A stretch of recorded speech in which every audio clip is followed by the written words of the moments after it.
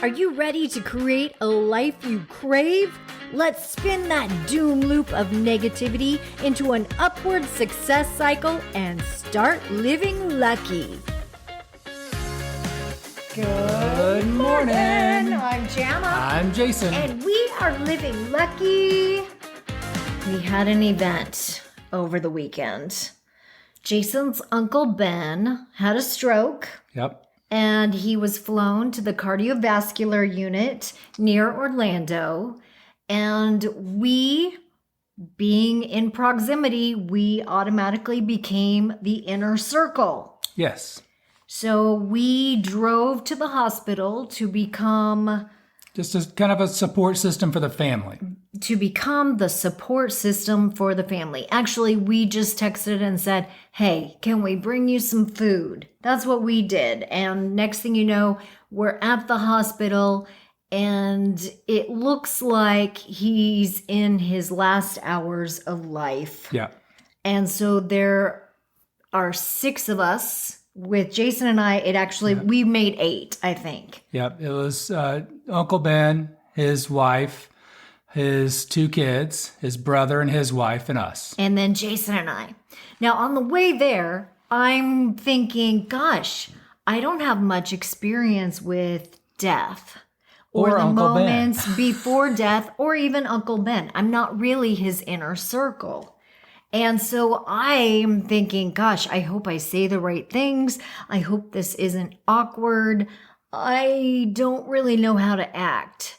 And in fact, my experience with these types of situations hasn't always been the most celebratory, pleasant.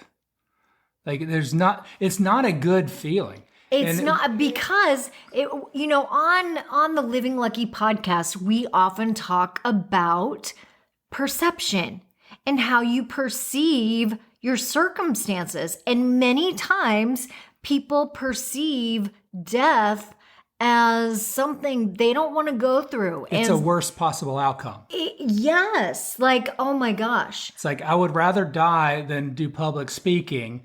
And that's not really true, but the perception is that death is really bad, public speaking is really bad, and a lot of times we have this discomfort in anything that is what we aren't looking for or what we don't want. When really it's an event. It's a circumstance that is happening. It's something that's going to happen to everybody. And the way we go about it, the way we perceive it, the way we experience it, it can actually be one of the most beautiful experiences, which is what happened with Jason's family. I was so grateful. I just got chills. And honored that I had the opportunity to be in the inner circle of Uncle Ben's last hours on this earth, because it just felt so loving, and it was truly a celebration of life. It really was. And one of the things that when you're bringing this up, because A, we didn't know what we were going to talk about really until we turned the mic on and made it hot. Yes. And B, one of the things that really came up for me was these uncomfortable things or these circumstances. Yeah. Especially if you know they're going to happen. Yes. It's how are you living towards them?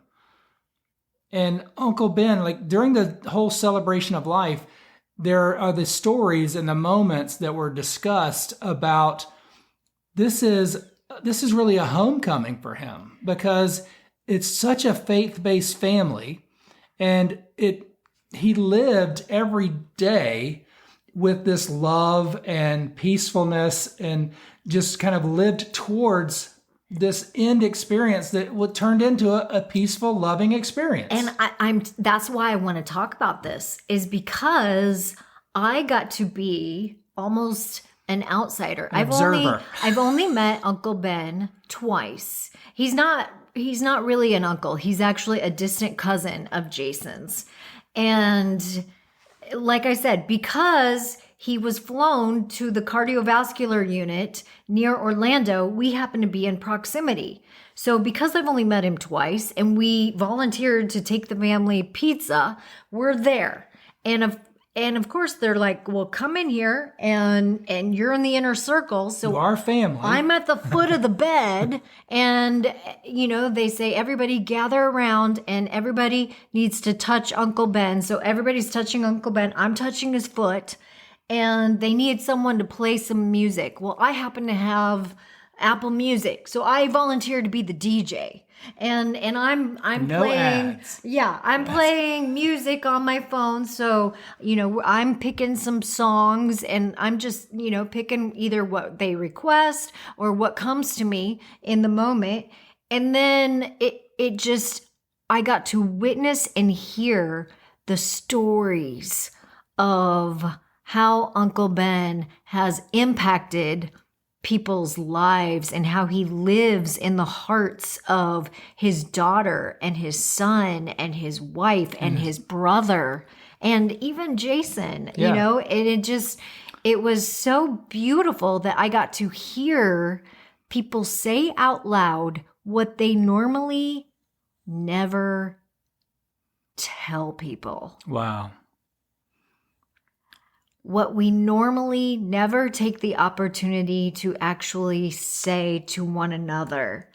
And I got to hear this, and it just felt like, I often, in my meditations, I often say, I don't always know what my purpose is, but I do know that even in this uncertain time in my life where I'm not exactly sure where I'm headed or what I'm doing or what I'm building, I do know that my energy is maybe more importantly impacting the people I come into contact with. Yeah. I really believe that. It's so true. And when you're saying this, it brings to mind that it's when at our death, we have 6 people lifting us up.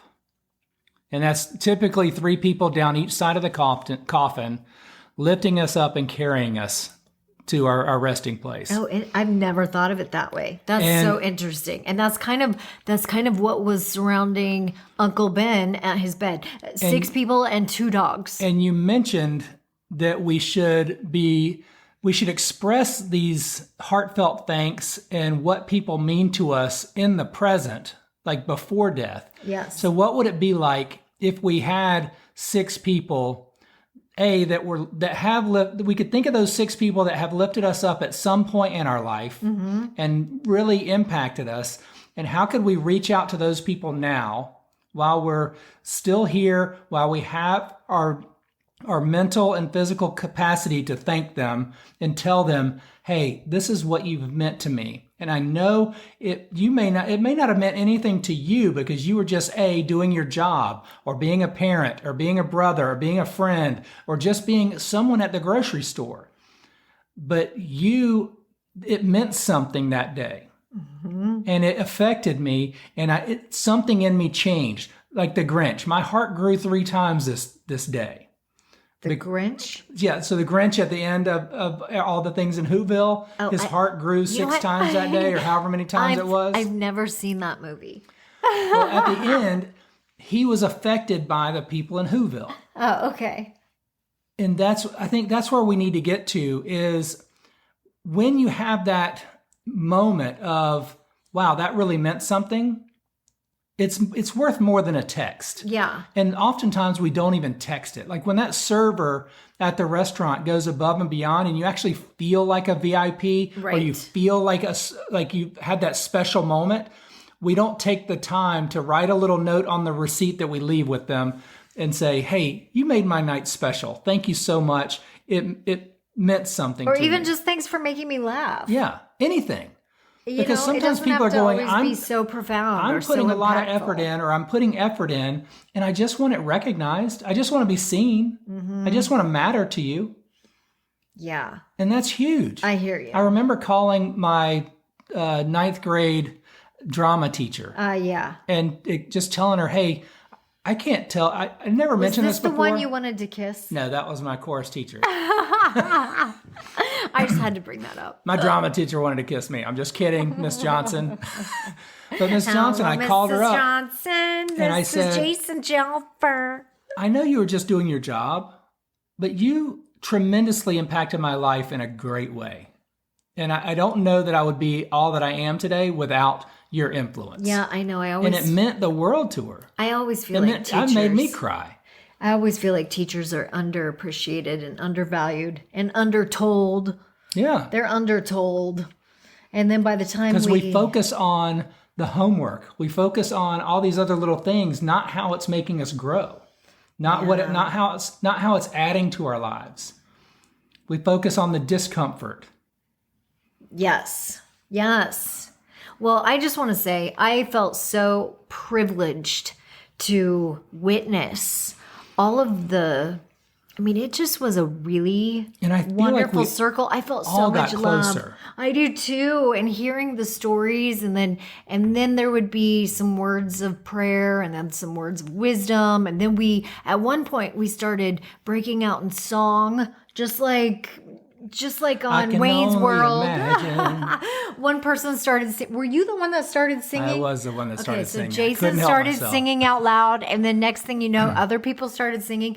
I wanted to start singing, but it was out of my range, so I couldn't. Because I always start on the wrong key. No, you were fine.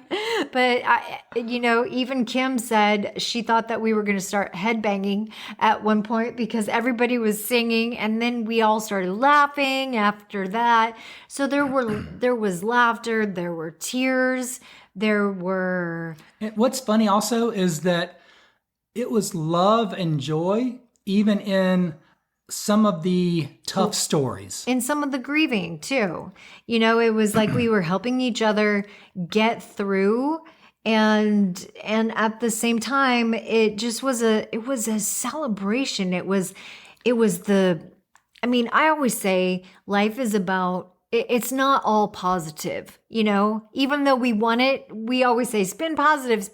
Well, life isn't all positive. That's why you got to spin, though.